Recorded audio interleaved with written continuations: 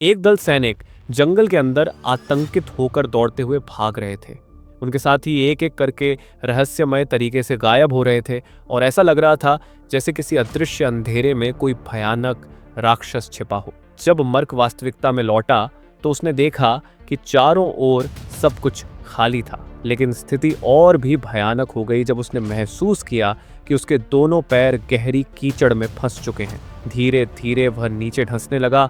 तभी एक मजबूत हाथ सामने आकर उसे पकड़ लिया। मर्क को लगा कि वह बच जाएगा, लेकिन अगले ही पल एक विकृत चेहरा उसके सामने प्रकट हुआ। पूरे जंगल में भयंकर झोंबी की गूंजती हुई दहाड़ फैल गई। असल में कुछ दिनों पहले ही एक दल जापानी सैनिकों ने थाईलैंड के दक्षिणी तट पर कब्जा कर लिया था। वहां मौजूद युवा सैनिक, जिनके पास युद्ध का कोई अनुभव नहीं था, डर के मारे भागने लगे। लेकिन किसी ने ध्यान नहीं दिया कि युद्ध क्षेत्र में पड़े एक लकड़ी के बक्से के अंदर से एक झोंबी बाहर आ चुका था। कुछ समय बाद जापानी सेनापति ने थाई सैन्य अधिकारियों से मुलाकात की और बताया कि वे मुख्य रूप से उत्तर की ओर बढ़ना चाहते हैं और बर्मा के रास्ते चीन के दक्षिण पश्चिमी क्षेत्र में प्रवेश करना उनका लक्ष्य है। इसके बाद उन्होंने अपना एक गुप्त हथियार दिखाया, एक बायोलॉजिकल वायरस से परिवर्तित ज़ॉम्बी। अंत में थाई सेना ने बिना किसी प्रतिरोध के जापानियों को रास्ता देने का निर्णय लिया, लेकिन जापानी भी नहीं समझ पाए कि वह ज़ॉम्बी युद्ध में खो गया था। जल्द ही उन्होंने अपने सैनिकों को भेजकर पूरे जंगल में उसकी तलाश शुरू कर दी। जब एक दल सैनिक एक गांव से गुजर रहा था तो उन्होंने चारों ओर सिर्फ कटे फटे शरीर के टुकड़े बिखरे देखे। तभी उन्हें एहसास हुआ कि जिस झोंबी को वे ढूंढ रहे हैं वह यहीं कहीं छिपा है, लेकिन उन्होंने झोंबी की ताकत को पूरी तरह से कम आंका था। जब वे खाली हाथ लौटकर अपने दलनेता को रिपोर्ट देने पहुंचे तो उन्होंने देखा कि उनके सैन्य अधिकारी के सिर के ऊपर एक और नया सिर उग आया है। इसके बाद एक भयंकर गर्जना के साथ अनगिनत झोंबी उन पर हमला कर देते हैं। दूसरी ओर थाई सैनिकों को इस पूरी घटना पर शक होने लगा। उन्होंने देखा कि जले हुए गांव में एक भी पूरा शव नहीं था, केवल शरीर के टुकड़े बिखरे हुए थे। मर्क का बड़ा भाई मोसांग चारों ओर सतर्क नजरें घुमाकर समझ गया कि कुछ भयानक होने वाला है। जब वह इधर उधर खोजबीन कर रहा था तभी एक फंदे से हल्की आवाज आई। मोसांग तुरंत रस्सी के सहारे नीचे उतरा, लेकिन जो उसने वहां देखा उसने उसे स्तब्ध कर दिया। एक झोंबी का सिर आधा गायब था। उसने एक लकड़ी की छड़ी से झोंबी के सिर को भेद दिया, लेकिन फिर भी झोंबी पर कोई असर नहीं पड़ा।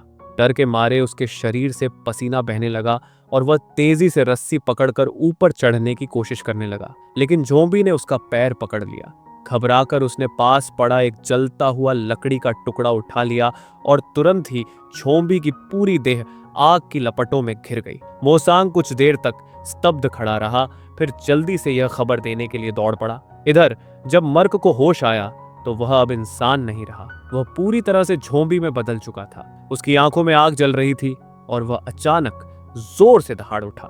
दूसरी ओर थाई सैनिक जापानी सेनापतियों के सामने आकर सवाल करने लगे, ये मरे हुए लोग वापस जीवित होकर लौट क्यों रहे हैं? जापानी कमांडर समझ गया कि अब इस घटना को छिपाना संभव नहीं है। उसने स्वीकार किया कि झोंबी वायरस पर अभी भी शोध जारी है। वायरस से संक्रमित लोग असाधारण रूप से तेज और बेहद शक्तिशाली हो जाते हैं। हालांकि जब उनके पेट भरे होते हैं तो वे कुछ हद तक अपनी मानवीय चेतना बनाए रख सकते हैं। जापानी सेनापति ने कड़े स्वर में चेतावनी दी कि अगर पूरा देश बर्बादी से बचना चाहता है तो थाई सेना को इस सच को गुप्त रखना होगा और उनके साथ मिलकर झोंबी का सफाया करना होगा। मोसांग जानता था कि यह लगभग असंभव है। झोंबी इतने ताकतवर थे कि उनके सिर में गोली मारकर भी उन्हें मारा नहीं जा सकता था। तभी जापानी वैज्ञानिक ने एक रहस्यमयी मुस्कान दी। उसने बताया कि झोंबी के शरीर से एक विशेष प्रकार का तरल निकलता है जो कुछ समय बाद स्वतः ही जलने लगता है।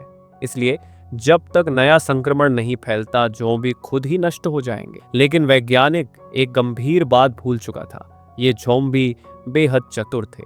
मर्क को अचानक अपनी भूख का एहसास हुआ। उसे याद आया कि उसने अपने ही गांव वालों पर कितनी निर्दयता से हमला किया था। उस ख्याल से ही उसकी आत्मा कांप उठी। वह अब इस आधे इंसान आधे राक्षस की स्थिति में और नहीं जीना चाहता था। उसने जमीन पर पड़ी एक बंदूक उठा ली अपने जीवन का अंत करने के लिए, लेकिन तभी उसके शरीर से एक चिपचिपा तरल पदार्थ बाहर निकलने लगा और उसके शरीर का तापमान खतरनाक रूप से बढ़ने लगा। उसका पूरा शरीर लगभग धधकने लगा। तभी अचानक एक विशाल झोंबी दौड़ कर आया और उसे कीचड़ भरे दलदल में धकेल दिया। दरअसल इसी बीच वही पहला झोंबी जो जापानी प्रयोगशाला में सबसे पहला संक्रमित व्यक्ति था, एक तरीका खोज चुका था जिससे वह अपने शरीर को जलने से बचा सकता था। यह खुद को पूरी तरह कीचड़ में ढंकने की विधि है जिससे अजीब शारीरिक तरल बाहर निकलना बंद हो जाता है। अगली सुबह मर्क ताजा महसूस करते हुए कीचड़ से बनी प्राकृतिक गुफा से बाहर निकला। दूर से उसने देखा कि वह प्रयोग का विषय, एक्सपेरिमेंटल सब्जेक्ट, एक छोटे झरने के पास खड़ा था और तस्वीर से थप्पे मिटा रहा था। उसकी आंखों के सामने फिर से उसकी पत्नी का शांत मुख स्पष्ट हो उठा। अगर युद्ध न होता तो शायद वे दोनों खुशी और शांति से एक साथ रह सकते थे। सकुरा फूलों के नीचे खड़ी उसकी पत्नी मानो अनुपम सौंदर्य का प्रतीक थी, लेकिन आज वह खुद इतनी दयनीय स्थिति में थी। प्रयोग के विषय को ऐसा महसूस हो रहा था मानो कोई तेज धारदार चाकू से उसे काट रहा हो। उसके शरीर की कीचड़ बहुत पहले ही सूख चुकी थी, लेकिन उसने कोई हरकत नहीं की, बल्कि उसके शरीर से छोटी छोटी आग की चिंगारियां निकलने लगी। भयानक गर्मी में वह धीरे धीरे जलने लगा और ये दृश्य देखकर मर्क के दिल में गहरा दुख उमड़ आया। गुफा में लौटकर उसने अपने जीवित रिश्तेदारों के बारे में सोचना शुरू किया और उसके साथ मौजूद अन्य ज़ॉम्बी भी उसकी भावनाओं को समझ सकते थे। उन्होंने तय किया कि वे चुपचाप गांव लौटकर अपने परिवार के लोगों को एक बार देख आएंगे। लेकिन उसी समय निराश जापानी सैनिक भी ज़ॉम्बियों की तलाश में जुट गए थे। पिछली रात सेना के एक अधिकारी ने अपनी जान जोखिम में डालकर ज़ॉम्बियों को लुभाने के लिए खून बहाने की कोशिश की थी, लेकिन इतनी तैयारी के बावजूद केवल एक ज़ॉम्बी ही जाल में फंसा। हालांकि यह जापानी सैनिकों के लिए पर्याप्त था, क्योंकि वे और गहराई से प्रयोग करना चाहते थे। उन्हें यह यकीन हो गया कि सामान्य शारीरिक हमले ज़ॉम्बियों पर कोई असर नहीं डालते। पिछली रात उन्होंने एक ज़ॉम्बी के पिता को पकड़ लिया था और जब पिता पुत्र के बीच एक भावनात्मक पुनर्मिलन का क्षण बना, सैन्य अधिकारी ने आदेश दिया। बेटे के सामने ही उसके पिता को मार दिया गया। ये देखकर पास खड़े मोसान से रहा नहीं गया।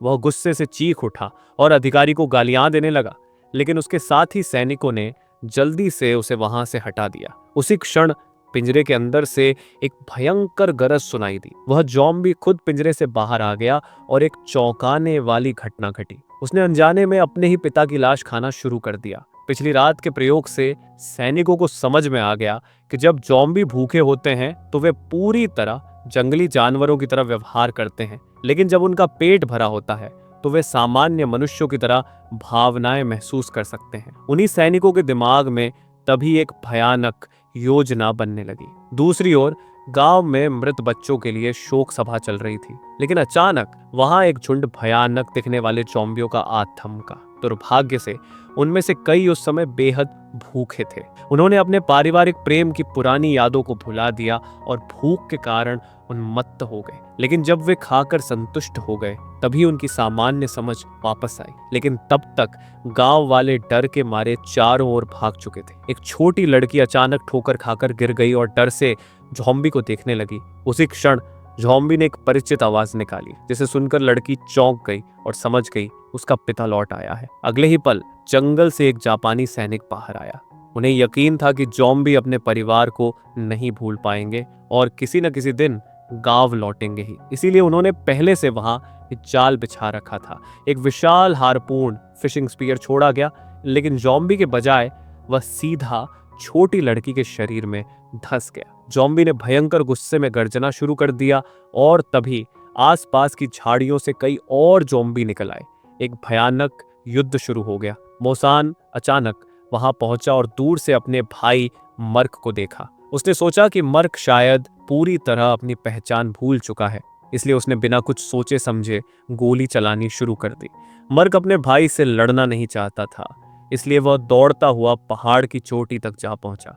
उसने चिल्लाकर भाई को रोकने को कहा, लेकिन उसकी छाती में कई और गोलियां वहां लगी। अंत में मोसान ने खुद अपने भाई को पहाड़ से नीचे धकेल दिया और उसका मन पीड़ा से भर गया। लेकिन अगले ही पल मर्क की लाश नीचे से उठ खड़ी हुई। कुछ देर बाद जब मोसान को होश आया तो उसे एहसास हुआ मालूम वो खुद भी अब एक ज़ॉम्बी बन चुका था। उसने आसमान की ओर मुंह उठाकर एक भयंकर दहाड़ लगाई और उसकी उस दहाड़ ने बाकी ज़ॉम्बियों में प्रतिशोध की आग जला दी। उधर जापानी सैनिकों ने गांव वालों को एक मंदिर में इकट्ठा किया और घोषणा की कि उस तस्वीर में दिखने वाला युवा सैनिक मर चुका है। उसकी आत्मा की शांति के लिए वे एक विशाल आत्मा समर्पण स्पिरिट समनिंग अनुष्ठान करेंगे। लेकिन असल में यह सिर्फ एक जाल था जिसके जरिए वे सभी ज़ॉम्बियों को एक साथ इकट्ठा करके खत्म करना चाहते थे। साथ ही वे अपने अपराधों को छुपाने की भी योजना बना रहे थे, लेकिन उन्हें यह पता नहीं था कि उनकी पूरी बातचीत एक कैदी ज़ॉम्बी ने सुन ली थी। दूसरी ओर समुद्र की गुफा में ज़ॉम्बी फिर से भूख के कारण एक दूसरे के खिलाफ लड़ रहे थे। नया ज़ॉम्बी बना मोसान यह दृश्य देखकर डर गया। उसने लड़ाई रोककर सभी से कहा, हमें एक दूसरे से लड़ने के बजाय एक साथ रहना चाहिए। अगर भूख लगे तो दुश्मनों से लड़ना बेहतर होगा। उसी वक्त वह कैदी ज़ॉम्बी भागकर लौट आया। उसने जापानियों की साजिश के बारे में बताया और यह सुनते ही सभी ज़ॉम्बी गुस्से से उबल पड़े। उन्होंने तय किया कि वे अपने परिवारों को बचाने के लिए जंगल में जाएंगे, लेकिन मोसान समझ गया कि यह जरूर कोई जाल है। अगर ऐसा न होता तो वह कैदी ज़ॉम्बी इतनी आसानी से कैसे भाग सकता था। लेकिन अब ज़ॉम्बी अपनी जान की परवाह नहीं कर रहे थे। उनका एक मात्र मकसद था अपन। हुंकार भरते हुए मोसांग गुफा से बाहर निकला। उधर जापानी सैनिकों ने पहले से ही जंगल में जाल बिछा रखा था। दुखी ग्रामीणों को उन्होंने एक खुले मैदान में इकट्ठा किया। जैसे ही ज़ॉम्बी धीरे धीरे अपनी असली रूप दिखाने लगे, निर्दयी अधिकारी ने गोली चलाने का आदेश दिया। अपने परिवार के सदस्यों को निर्दयता से मरते हुए देखकर ज़ॉम्बी बेकाबू होकर आगे कूद पड़े। उन्होंने अपने मृतप्राय स्वजनों को सीने से लगा लिया। मोसांग गुस्से से भरी नजरों से देखता रहा। अचानक उसने अपनी पत्नी को सीधे काट लिया। वह चाहता था कि उसके प्रियजन किसी भी रूप में जीवित रहें, लेकिन ठीक उसी समय जमीन के नीचे से लोहे की बाड़ ऊपर उठाई जो उन्हें मजबूती से जकड़ लिया। यह जापानियों का पहले से तैयार किया गया जाल था। हालांकि वे ज़ॉम्बियों की ताकत का सही अंदाजा नहीं लगा पाए। मोसांग की अगुवाई में सारे ज़ॉम्बी एक साथ जोर से टकराए और अपनी ताकत लगाकर लोहे की बाड़ तोड़ डाली। सैनिकों की गोलियां उनका कुछ भी बिगाड़ नहीं सकी।